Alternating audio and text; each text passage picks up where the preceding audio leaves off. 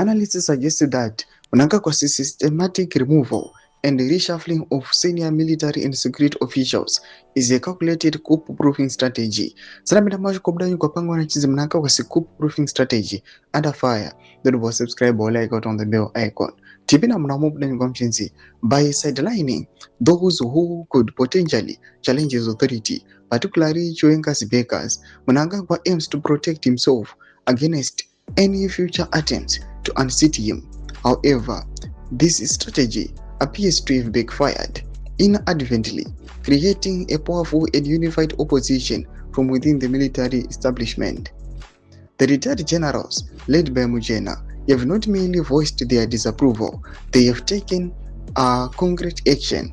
They formally challenged Mnangagwa's term extension by writing to the Speaker of Parliament, condemning the proposed constitutional changes. Their argument centers on the belief that such significant amendments, particularly those affecting presidential term limits, should not be enacted solely by legislators but must be subjected to a national referendum, allowing the direct voice of the people to be heard. Several other generals, predominantly Chiwenga's allies, like retired Lieutenant General Asinim Sanyato and retired Lieutenant General Jobit Ergejo, were pegged after 2017. Sanyato, for instance, was booted out in March 2025 amid its fear of a looming coup.